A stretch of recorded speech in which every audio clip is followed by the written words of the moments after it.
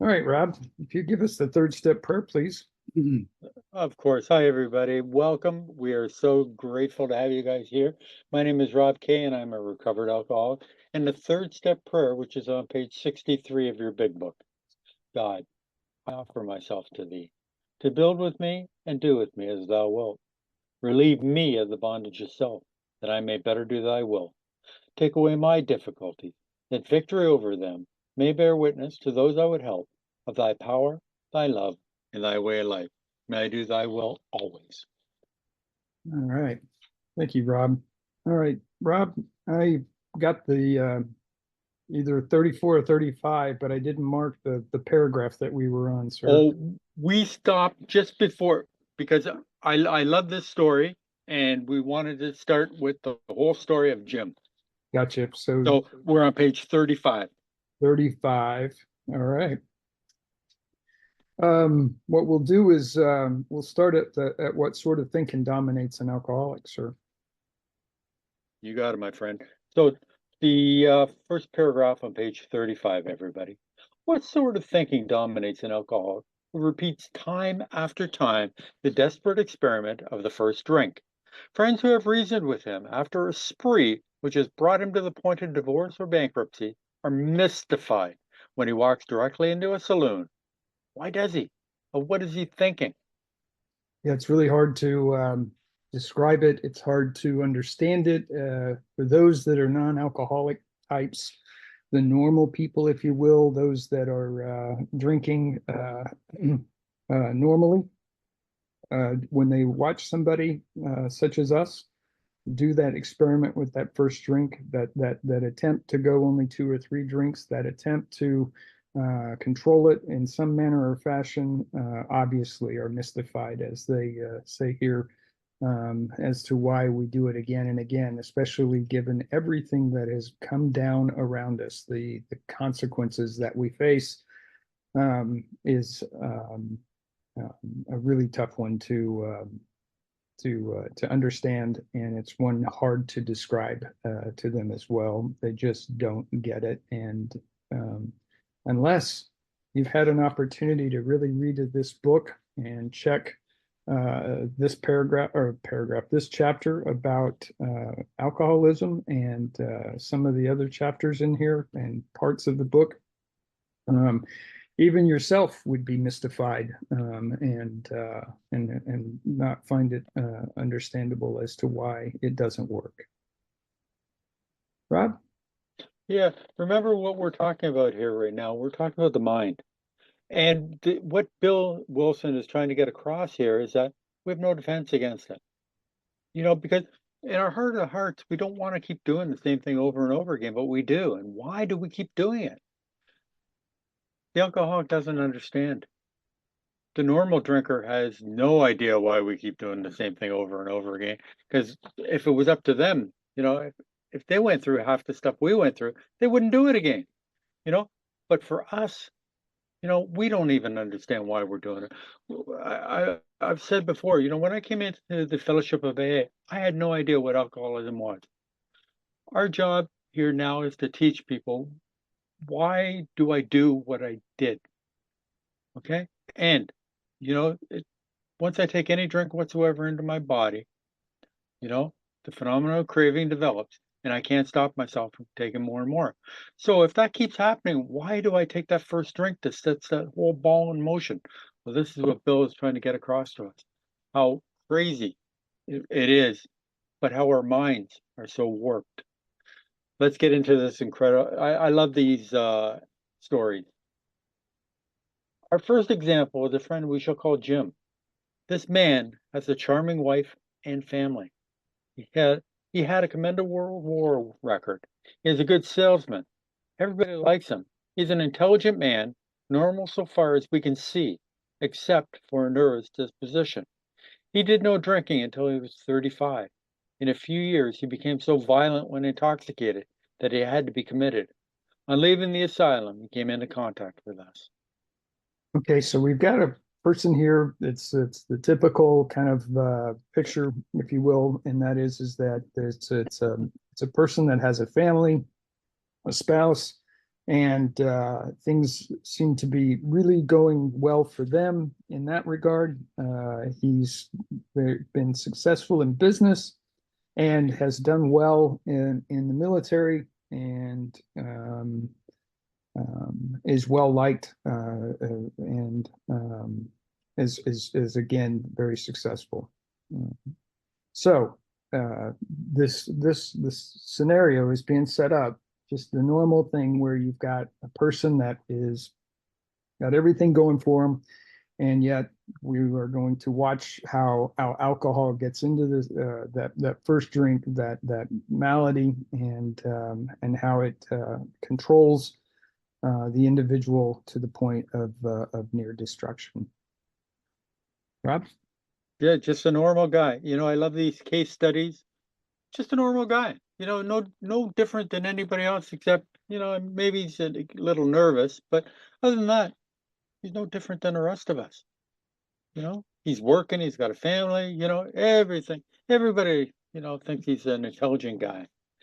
We told him what we knew of alcoholism and the answer we had found. He made a beginning. His family was reassembled and he began to work as a salesman for a business he had lost through drinking. All went well for a time, but he failed to enlarge his spiritual life. To his consternation, he found himself drunk half a dozen times in rapid succession. On each of these occasions, we worked with him, reviewing carefully what had happened. He agreed he was a real alcoholic and in a serious condition. He knew he faced another trip to the asylum if he kept on. Moreover, he would lose his family, for whom he had a deep affection. All right. So one of the things I think we'll bring up here is that we're talking about Ralph Furlong. I think Rob's got it in the chat there. Roland Arthur, otherwise known as Ralph Furlong, and he is trying to get to know. They're trying to get to know him. They're trying to talk about themselves. They're talking about alcoholism and the answer that they found. And he would start basically with regard to trying to recover from this. But unfortunately, he failed to have that spiritual experience that we all know and understand that is necessary. And because of that, it's a frustrating place to be. You just find yourself repeating this drinking over and over and over again. So the it's even with all of the consequences that he's facing, the loss of his family, the obvious loss of the business that he owned, and a trip back to the asylum in this case, which is what we would call probably to the hospital or a recovery center. So, Rob? Yeah, the big line here that jumps out at me, but he failed to enlarge his spiritual life. Okay, so he started it, admits to a couple of things, I guess, but doesn't go through with the rest of the program. Remember, you know, if you don't do the whole program, you're not going to get the results that the other people got. And that's what part of this is showing us. But they worked with him every time. They didn't give up on him. And that's one of the important things. You hear about sometimes that people that when they go back out, that the sponsor fires them and this, nobody wants to work with them. Okay, you know what? We're alcoholics. Okay, we drink. And until we get through this program, things are going to happen. Not everybody is perfect. Not everybody walks into the fellowship of AA and stops drinking right away, never touches a drink again. You know, change has to happen. And that's what they're getting across here is that he failed to enlarge his spiritual life. He went through with part of the program, but not with the whole program. You know, and this is one of the things where we lose an awful lot of people. Things start changing in their life, things get better. Family is rearranged, the job is going well, you know, and they stop doing what they were doing. that got them all these things back. And what happens? The obsession or malady comes back, and they go back, they think, well, you know what? The little bird on the shoulder starts saying, maybe you're not a real alcoholic. Not, you've been making too hard a thing. Things just weren't going your way. As Bill, our friend from New Jersey, always says, our brain wants its candy and it'll tell us anything to get it. Remember, the reason we're trying to get a spiritual experience is so that that obsession of the mind goes away. Mhm. So we don't listen to that voice in our head anymore. Remember, the only thing for the allergy is abstinence. Never taking that drink. So the most important thing is the mind. Okay? And spiritual. We'll take that away from us. Top of page 36, everybody. Yet he got drunk again. We asked him to tell exactly how it happened. This is his story. I came to work on Tuesday morning. I remember I felt irritated that I had to be a salesman for a concern I once owned. I had a few words with the boss, but nothing serious. Then I decided to drive into the country and see one of my prospects for a car. On the way, I felt hungry, so I stopped at a roadside place where they have a bar. I had no intention of drinking. I just thought I would get a sandwich. I also had the notion that I might find a customer for a car at this place, which was familiar, for I'd been going to it for years. I'd eaten there many times during the months I was sober. I sat down at a table and ordered a sandwich and a glass of milk. Still, no thought of drinking. I ordered another sandwich and decided to have another glass of milk. Oop, I'm sorry there, Rob. I was following along and then was thinking about the whole story here. So the point being is that you go on about your day to day. You're moving along. You may have found yourself at a point where you have stopped drinking temporarily, at least, and are working through your will and your ability to stop drinking for a short period of time. All of us have been there where we've been able to go for a few days, maybe a week or two, and there we are. You're in a situation. He walks in. Everything is normal. No thought came to mind about drinking, and there you go. We're about to find out what does happen. I can tell you with a personal experience that I um, um, had had hidden some bottles of alcohol in the garage, and when I went out to mow the lawn, I had no intention of drinking whatsoever. When I pulled the lawnmower out, I found a bottle, and there I was faced with it. And the will I had at the time to stop drinking was just not strong enough. I hadn't had my spiritual experience. I hadn't been in that had that change, psychic change that is necessary. And then there I go. So anyway, the point being here is that the malady is about to take over, and we'll see what happens. Rob? Yeah, I want to go to page 24 for a second, people. So near the top of the page, because this is something that Bill had told us about, and now he's just going to show it. So in the squiggly writing, the fact is on page 24, the fact is that most alcoholics, for reasons yet obscure, have lost the power of choice in drink. Our so-called willpower becomes practically non-existent.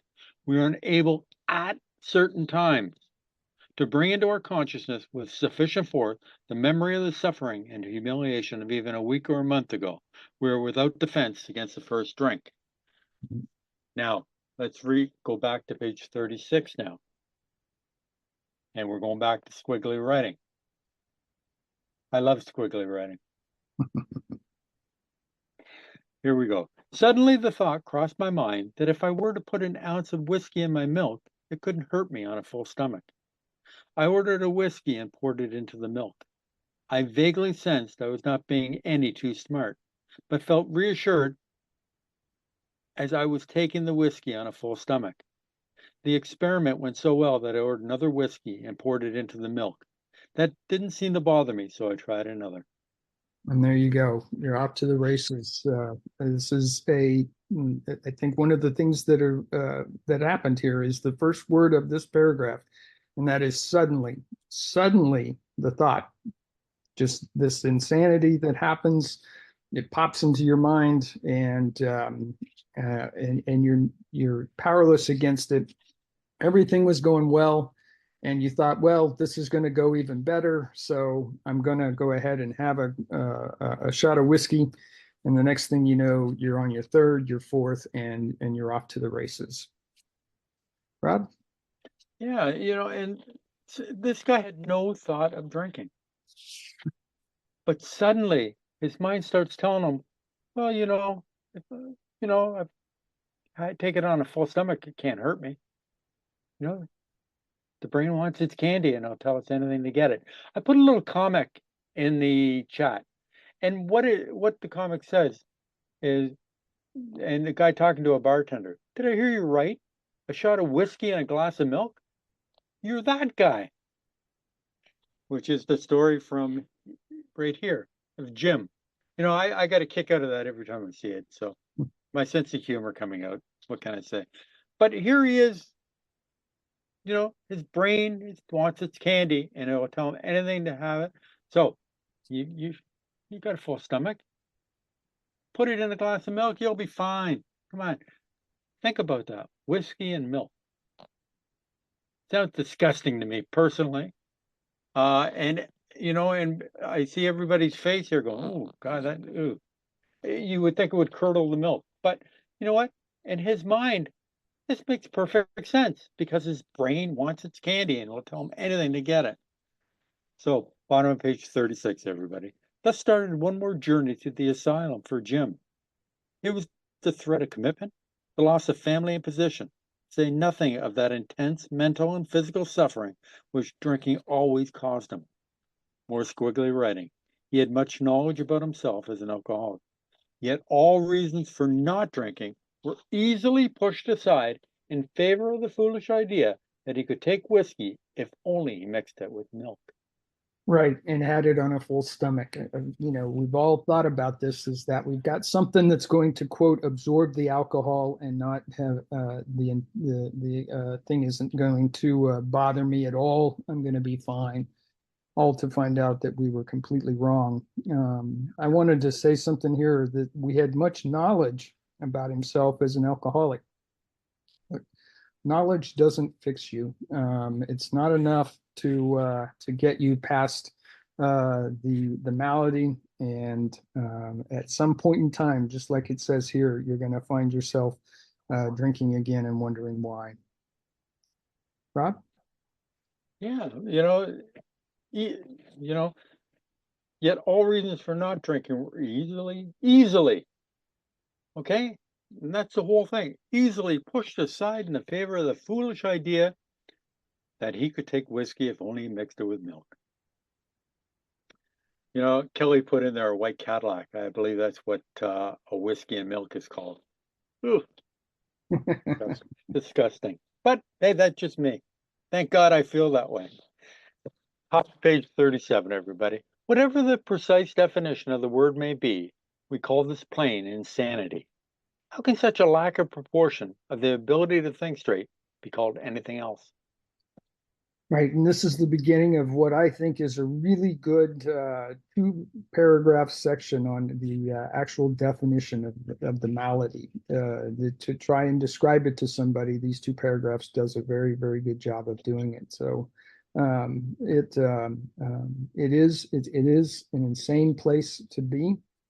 It's crazy to think that you can do all these other things, have decisions made in the business and with family that are good, sound, and logical, and then to find yourself being completely wrong when you when you try not to drink, but take that first drink, and uh, and and and that inability to think that way is what we call insanity. But yes, great two paragraph section on the definition of the malady.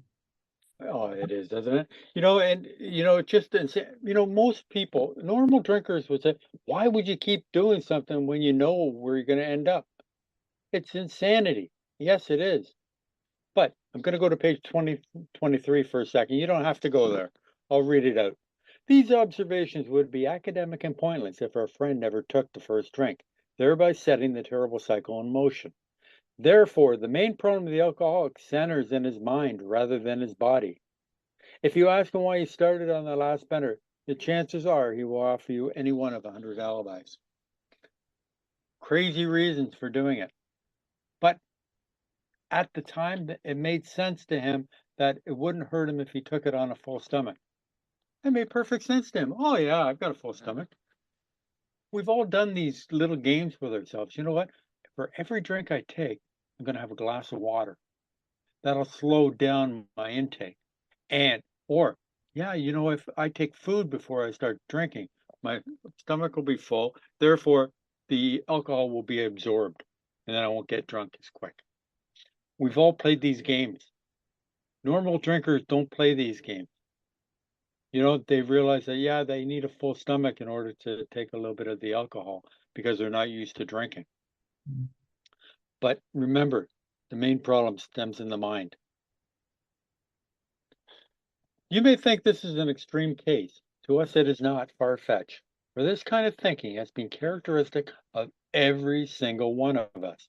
We have sometimes reflected more than Jim did upon the consequence, but there was always the curious mental phenomena that parallel with our sound reasoning, there inevitably ran some insanely trivial excuse for taking the first drink. Our sound reasoning failed to hold us in check. The insane idea won out. Next day, we would ask ourselves, in all earnestness and sincerity, how it could have happened. Yeah. Always baffled by this and mystified as to how it happened, why it happened, and there you are. You know, this kind of thinking has been characteristic of every single one of us. We've tried to stop on our own. We've found ourselves getting some good results for a day or three, and then there you go. Next thing you know, not even thinking about it, you've got a glass in your hand, a bottle in your hand, and there you are drinking and not understanding why you got there, how you got there, and making you crazy in the process of trying to figure it out. And the people around you, again, as we've talked about here before, watching this happen, the normal drinkers are just not, they just don't understand, and they really do resent you for it, and you end up resenting them, and then there you are. So um, always that sound reasoning that you have, that I said before, that was good decision making, just not there, just not there. Rob? In some circumstances, we have gone out deliberately to get drunk, feeling ourselves justified by nervousness, anger, worry, depression, jealousy, or the like. But even in this type of beginning, we are obliged to admit that our justification for a spree was insanely insufficient in the light of what always happened. We now see that when we began to drink deliberately instead of casually, there was little serious or effective thought during the period of premeditation of what the terrific consequences might be. Yeah. And um, deliberately, there is that decision prior to taking that first drink where you make the decision that you're going to drink for some reason or another. And they give you some, and only a few examples. There's many, many more, but nervousness, anger. That was one that I tapped into a lot when I was either trying to stop and then getting upset with people that were on me about drinking. They were on me about something, and I got angry and said to what I called the ah heckets, and there I was. Um, Worry, depression, jealousy. I would also say in celebration. A lot of people will find themselves deciding drink and get drunk, even if they had been trying to stop. Something good happens and they just decide that this is a time that they've got to drink. Um, uh, this idea, though, is the insanity of it all, the malady, and drinking deliberately, like it says here, instead of casually, there was little serious or effective thought during the period of premeditation of what the terrific consequences might be. And terrific is used as a bad thing here. We're not talking about anything good by any stretch of the imagination. And the destruction that happens because of it is pretty amazing. Rob? Yeah. You know, this is Bill bringing out the mental part of it. Our behavior is as absurd and incomprehensible with respect to the first drink as that of an individual with a passion, say, for jaywalking. He gets the thrill out of skipping in front of fast-moving vehicles. He enjoys himself for a few years in spite of friendly warning. Up to this point, we would label him as a foolish chap having queer ideas of fun. Luck then deserts him, and he is slightly injured several times in succession. You would expect him, if he were normal, to cut it out. Presently, he is hit again, and this time has a fractured skull. Within a week after leaving the hospital, a fast-moving trolley car breaks his arm. He tells you he has decided to stop jaywalking for good, but in a few weeks, he breaks both his legs. Yeah, so we're giving you kind of a story here that seems so absurd. Of course, you wouldn't jaywalk in the first place. But if you are going to jaywalk, the fact of the matter is that you had found yourself getting hit by these vehicles, these fast-moving vehicles. You'd think after the first time you got hit and found out that this was a serious or dangerous activity to participate in, that you would say enough's enough, I'm going to stop. And to a normal person, even to alcoholics looking at it, we'd be going, well, of course we would stop. But there is that's the normal person's response, that the uneducated one that doesn't understand this insanity that happens because of these poor decisions. Well, just insert alcohol there, and all of a sudden now it becomes very normal for an alcoholic, and no matter how maddening it might be, it is very normal. But to the onlooker, it seems very insane and crazy in the first place. So just a great way um, to give a story that this seems absurd, so that we can understand what it is for a normal person to think how crazy it is that we're going to be drinking. Rob? Yeah, think about it. DUIs, falling downstairs, you know, cutting ourselves on broken glass that we've fallen through, passing out and banging our head into furniture. You know, all these different little things, the little consequences, you know, and they start to add up. You know, that's usually what gets our attention is the consequences. You know, people try to tell us that, you don't you think you should slow down on your drinking a little bit? You know, frothy emotional appeal seldom suffices. Okay, the thing that'll get the alcohol hooked is depth and weight. I have a solution. I can help you. Okay. I've been able to get over the drink problem. Do you want to get over the drink problem? You know, and that's what it's all about. Is one alcoholic working with another.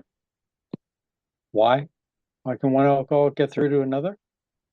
They've been through it. They understand it. Bill Wilson was able to get through to Dr. Bob because he understood. Dr. Bob said, this is the first person that knows from actual experience. I've talked to psychiatrists, doctors, lawyers, you know, the list goes on. But this is the first person that he had talked to that knew from practical experience what he was going through, so he could get through to him. On through the years, his conduct continues, accompanied by his continual promises to be careful or to keep off the streets altogether. Finally, he can no longer work. His wife gets a divorce and he's held up to ridicule. He tries every known means to get the jaywalking idea out of his head. He shuts himself up in an asylum, hoping to mend his ways. But the day he comes out, he races in front of a fire engine, which breaks his back. Such a man would be crazy, wouldn't he? Yeah, we're just kind of continuing this absurdity and the idea that has struck this person quite literally that he is jaywalking even after the consequences have found himself physically debilitating, as well as losing his family and most likely his job and everything else that goes with it. So and he finds himself having to shut himself away from everything and to try and stop. Same thing is true for the alcoholic. You know, we drink to destruction, and the consequences finally get the best of us, and we find ourselves on the inside looking out, um, and we're all alone. We'll look around, and we're all alone. Rob? And remember, we're only 38 pages into the book. It's not all doom and gloom. Okay, things are going to start to look up soon. I promise you that, okay? You may think our illustration is too ridiculous, but is it? We who have been through the ringer have to admit if we substituted alcoholism for jaywalking, the illusion would fit us exactly. However intelligent we may have been in other respects, where alcohol has been involved, we've been strangely insane. It's strong language, but isn't it true? It is very true. When you substitute alcohol in this for jaywalking, and the illustration turns out to fit us exactly. We've got this, however intelligent we may have been in other respects, and that is for a job, other decisions that we make, like I said, for in life that are sound and um, uh, respectful. You just can't do it with alcohol. It is the bane of your existence and not a good thing. Rob? Yeah, I love hearing how he puts. You may think our illustration is too ridiculous, but is it? The things we have done while drinking. Thinking that we'll be okay this time. It's just as insane as the illustration that they put through. Some of you are thinking, yes, what you tell us is true, but it doesn't fully apply.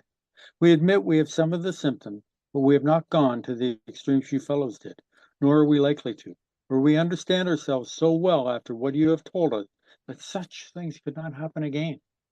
We have not lost everything in life through drinking, and we certainly do not intend to. Thanks for the information. Yeah, it's kind of that obstinate thinking, that attitude, I guess, about this. That you've gotten a little bit of knowledge, you kind of understand it, you kind of think you've got control over it, and next thing you know, there you are, um, um, finding yourself being kind of independent about it, not really seeking the assistance of those that have gone before you and have since recovered. Remember, we're learning about alcoholism here, and the idea is that it has you, and you have to respect it and understand it to the point that you are um, allowing yourself to have hopefully that spiritual experience, and that's where we're driving to. But um, right now, it's showing an illustration of most of us that have had early on where we found out a little bit, figured that we knew what we were doing, and certainly that's not going to happen to me. I can remember looking around in some of the rooms when I first started and listening to some of the stories and thinking to myself, well, I'm not that bad. That didn't happen to me. So I must not be alcoholic because obviously it had been getting to the point that it got to this, person. So I can tell you that that is, I found later when I finally stopped drinking is that I didn't lose my family, and fortunately, even though I had lost a couple of jobs because of alcoholism, I was easily able to land on my feet and have something else. So was also able to work and make a living and have some income. So I didn't hit a bottom that was so low that everything was lost. I still had things that I could hang on to. It doesn't happen for everybody. Some people actually figure it out. And I, like myself, felt fortunate that I hadn't lost things and was able to recover. But it's not that way with everyone. And so, Rob? Yeah, they always talk about yet in AA. You know, that hasn't happened to me yet. Okay. I haven't lost my family yet. I haven't lost my job yet. But if I continue on the path that I was going, these things probably would have happened. Some of us get to come into the fellowship a little bit earlier than others before all these bad things happen. Some people show up and they've lost everything, family, kids, you name it. And, their kids want nothing to do with them. And that's heartbreaking, especially some of the women that come in, and, their kids just don't want anything to do with them because they've been through the ringer. Too many times they've been told, "Oh, I'm going to change my ways," and you know, in this book we learn that it's show me, don't tell me, because we've told people so often that I'm going to change. I'm not going to take a drink again, and everything's going to be okay this time. Only because we haven't made any changes in our life other than we're going to say it. Remember, Bill Wilson 4 times wrote in the family Bible that he was through with drinking. This started in the 20s. Okay, so Bill Wilson wanted to stop, but he couldn't, and he had no solution. Okay. So, you know, everybody's, when I hear the story about Amy Thatcher, Bill Wilson's friend, who was in Manchester, Vermont, his family sort of banished him to Vermont so that, he wouldn't be an eyesore and cause trouble, for the rest of the family, and embarrass them. So they send him out to Vermont. What does he do? He starts, painting the house, finds out there's pigeons that are making droppings on his house, gets the shotgun and starts shooting at them. Gets arrested, gets in trouble. Okay, I never did that, but I did some crazy stuff when I was drinking. Things that I would not normally do when I was cold stone sober. You know, but yeah, you know, everybody's bottom is going to be different. Everything that brought us in here is going to be a little different. It's how we felt. It's how we feel. You know, page 39. That may be true of certain non-alcoholic people who, though drinking foolishly and heavily at the present time, are able to stop or moderate because their brains and bodies have not been damaged as ours were. But the actual or potential alcoholic, with hardly an exception, will be absolutely unable to stop drinking on the basis of self-knowledge. This is a point we wish to emphasize and re-emphasize. To smash home upon our alcoholic readers, it has been revealed to us out of bitter experience. Let us take another illustration. Yeah, so we're talking here about the fact that drinking foolishly and heavily at the present time, some people again may be able to moderate or stop for a temporary period of time. They may be able to control it to a certain extent, but nonetheless, the actual or real alcoholic, as they have referred to it as, and I usually just say the alcoholic. So if you're an alcoholic, you're not a heavy drinker, you're not a moderate drinker, you're an alcoholic. You've gone beyond that where you don't have control over that first drink, and once you have taken that first drink, you actually can't stop. So the um, the self knowledge that they talk about is not, it has to be done away with because it's not going to bode well for you over a period of time. You have to smash that, as they say here. Rob? Yeah. And self-knowledge, I put a few examples of self-knowledge in the book in the chat, so people can, instead of bouncing around the book. But Bill Wilson, he went to Towns Hospital. He came back. He came out. He had self-knowledge. This would fix me this time. In a short time, he was drunk again. Why? Because nothing changed. Nothing changed. And unless things are going to change, remember, we're selfish and self-centered. Everything we do is for ourselves. Okay. What do I want? You know, I'm going to be nice to Karen because maybe she'll lend me $20 US, which in Canada is a lot of money. It's worth about $27 in Canadian funds. But the thing is that we only do things to suit ourselves. Oh, I'll go to that bar with you if you buy me a few drinks. Oh, instead of, you know what, Karen needs some help today. She's having a little trouble getting around. I'm going to go over to Karen's house and give her a hand, make things a little bit easier for her today. That's a nice thing to do for her. It's a nice thing. It's going to make me feel good too. But my main goal is to help Karen.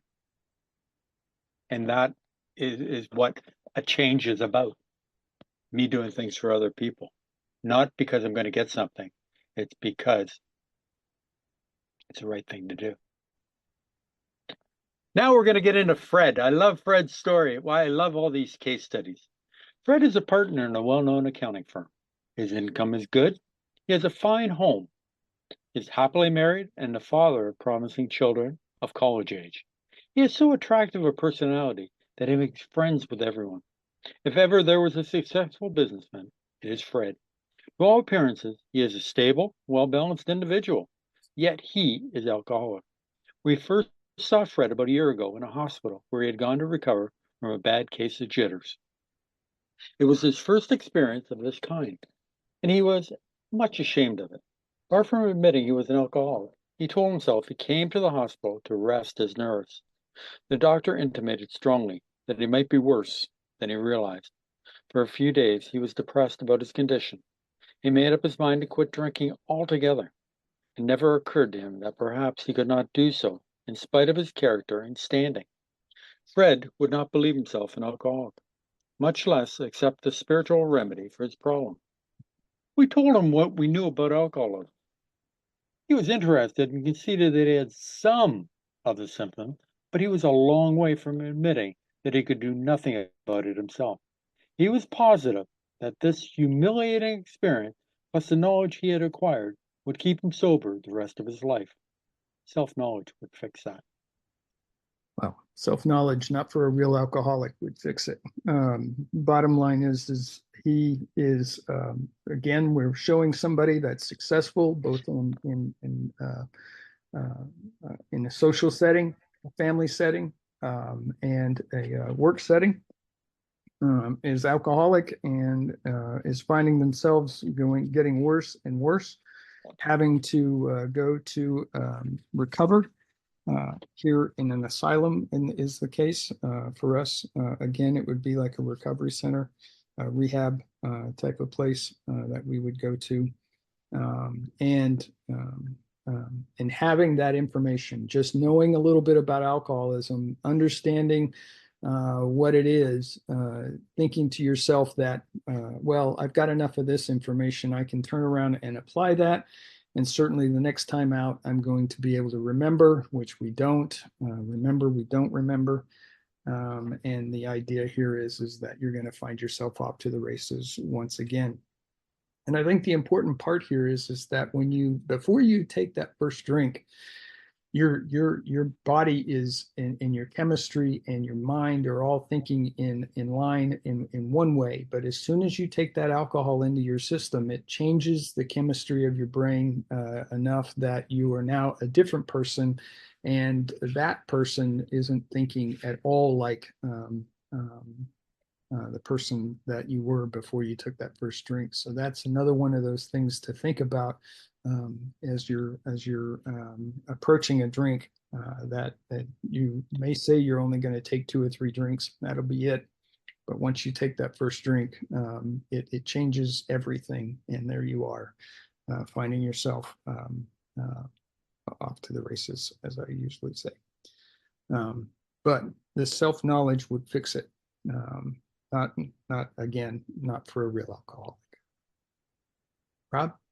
We heard no more of Fred for a while. One day we were told that he was back in the hospital. This time he was quite shaky. He soon indicated he was anxious to see us. The story he told us is most instructive, for here was a chap absolutely convinced he had to stop drinking, who had no excuse for drinking, who exhibited splendid judgment and determination in all his other concerns, yet he was flat on his back nevertheless. Yeah, Let him tell you. Oh, sorry, go ahead, Leo. I'm sorry. Go ahead. Go ahead, Rob. Okay, let him tell you about it.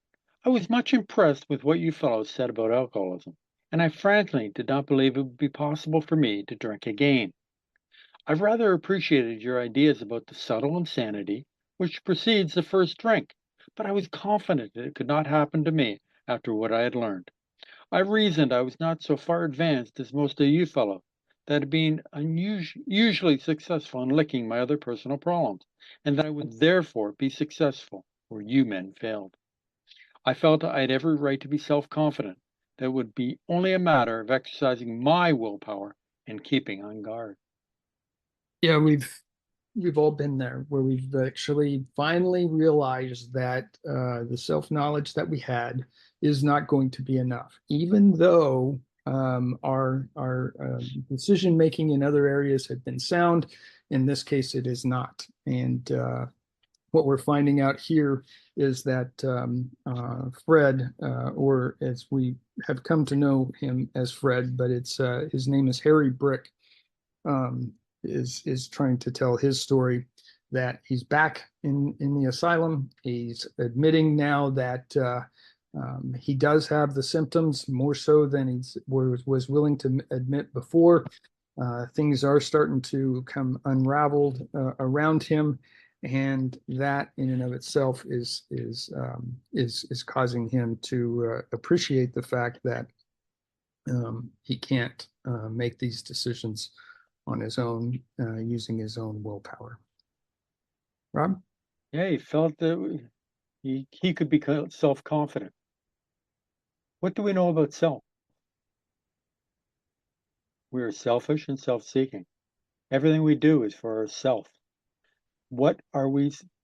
Step 11 is trying to put in the morning when we wake up, we try to get self out of the equation so we can have God, be God conscious, okay, and do God's work instead of what Rob wants, you know? And I love here this line. I had every right to be self-confident that it would be only a matter of exercising my willpower and keeping on guard.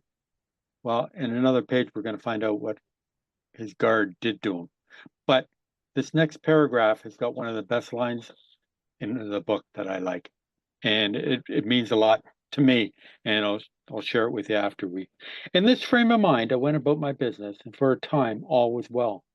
I had no trouble refusing drinks and began to wonder if I had not been making too hard work of a simple matter. One day I went to Washington to present some accounting evidence to a government bureau. I'd been out of town before during this particular dry spell, so there was nothing new about that. Physically, I felt fine.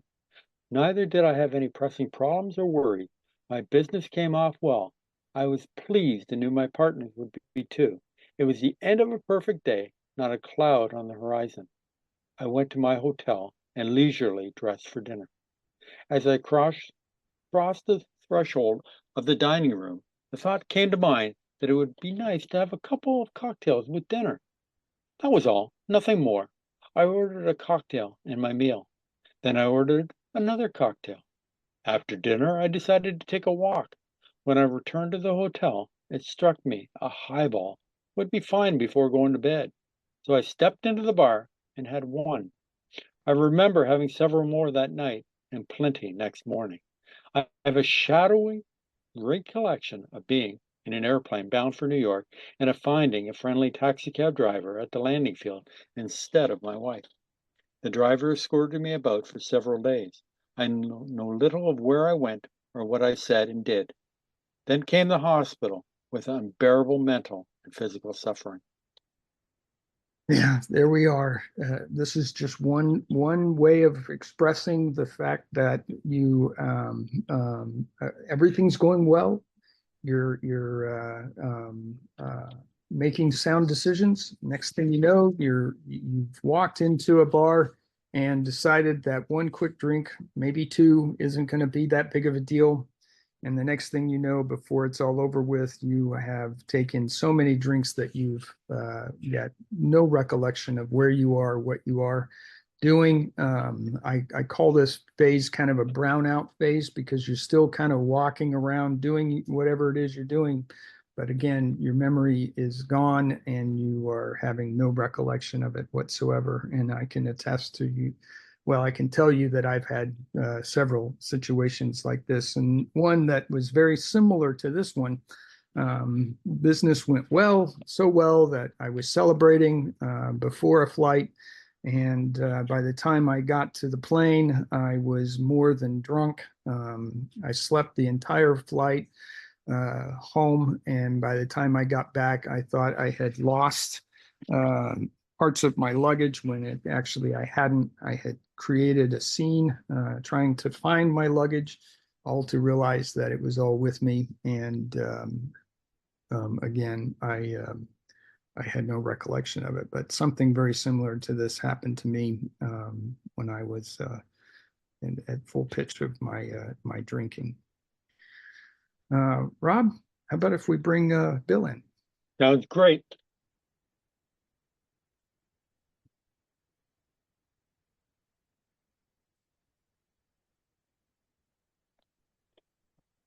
Hi, this is Bill, alcoholic from New Jersey. Thanks a lot, guys. Good job today. This is a good chapter. A lot of people like this chapter. There's some real good information in here. All these different little stories that Bill put in here, they really help people understand what's going on with alcoholism. And the point he's trying to get across, he's trying to show us the insanity of alcoholism. This is about the mental part. This whole chapter is trying to show us what happens, our brain malfunctions or short circuits, whatever you want to call it, and we drink when we really didn't intend to drink.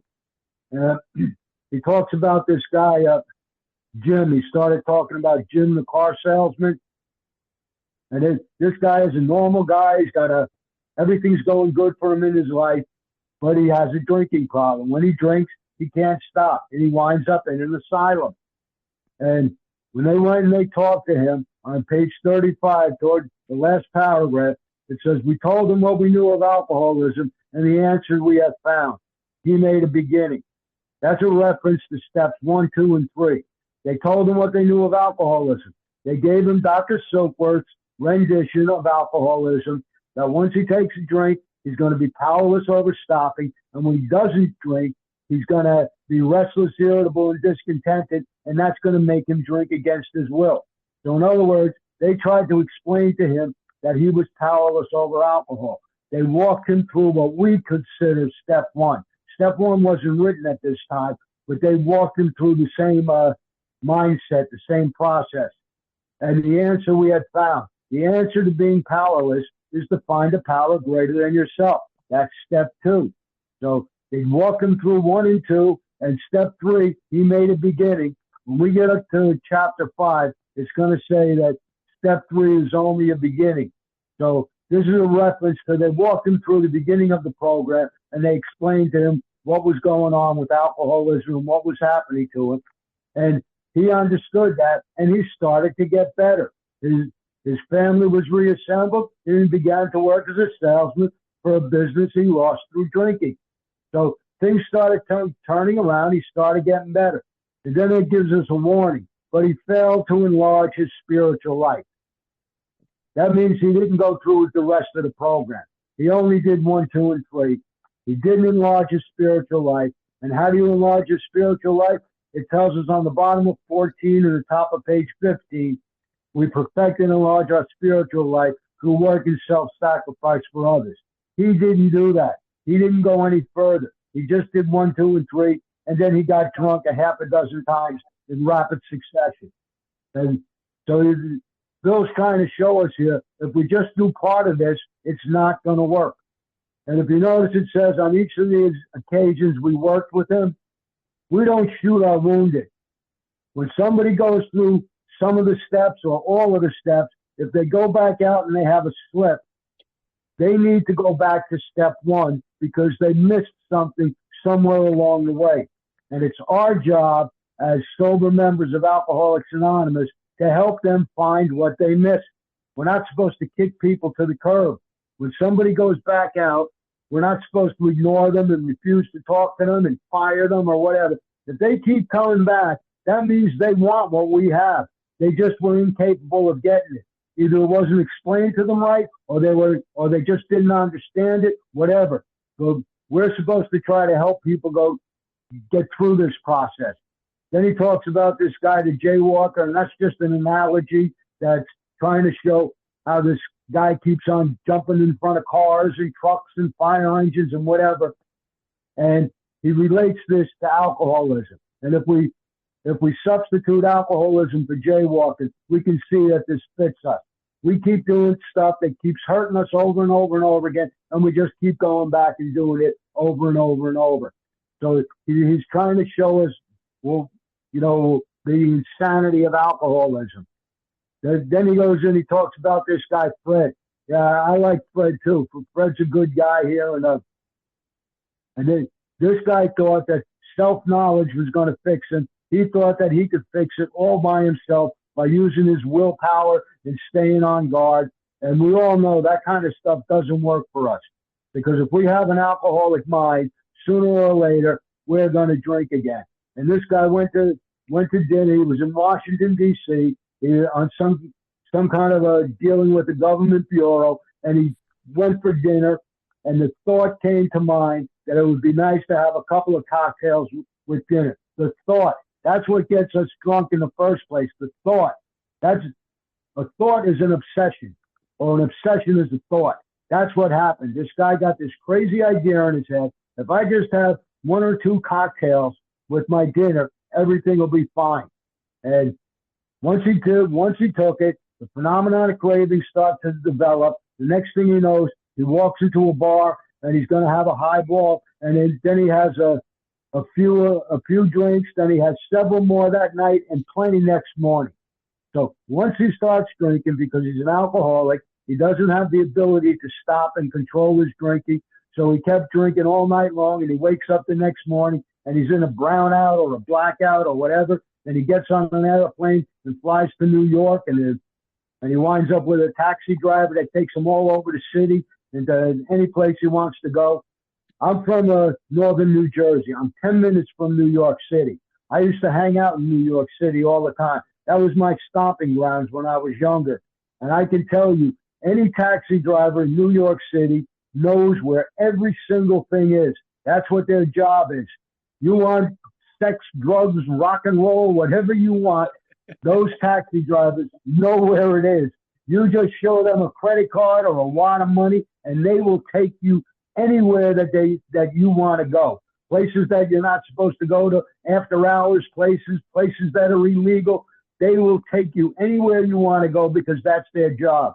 And this guy hung out with them for a couple of days, so I can imagine he probably spent all the guy's money, and he probably pocketed half of it himself, because that's what these guys do. He must have kept the meter running over the whole time, so he made a lot of money. And again, if you go to New York City and you get in a taxi drivers know where every single thing is. They know where all the illegal stuff is, the after-hours places, and that's what this guy did. And he went around to all these different places with this guy. So Bill put these stories in here because he's trying to show us the insanity of alcoholism. Most of the time, all of these people that he's talking about here, they didn't want to drink. They didn't want to get drunk. They were trying to stay sober, and something in their brain malfunctioned. Their brain short-circuited. I call it my brain wants its candy. Once your brain is addicted to alcohol, No matter what you do, how much willpower you use, you can't override an addiction with willpower because the addiction is stronger than your willpower. And that's the point he's trying to show us here. And he calls it the insanity. He called it plain insanity on the top of page 37. When the guy put whiskey in the milk, he called that plain insanity. That this is what he's trying to show us here, the mental part of alcoholism. If the mental part didn't kick in, once we stop, we would be able to stay stopped. But something in our brain makes us drink against our will. And that's what this chapter is about. That's pretty much all I got. Thanks a lot for letting me share. Thanks so much, Bill. Appreciate you. Remember, Bill's got his meeting on Friday mornings at 11 a.m. Eastern time, which would be 4 p.m. UK time. So if you can make it, come on out. And that would be, Mary B, I'm not sure what time it is in your neck of the woods, but we'll figure it out after the meeting. The Serenity Prayer. God, grant me the serenity to accept the things I cannot change, courage to change the things I can, and wisdom to know the difference.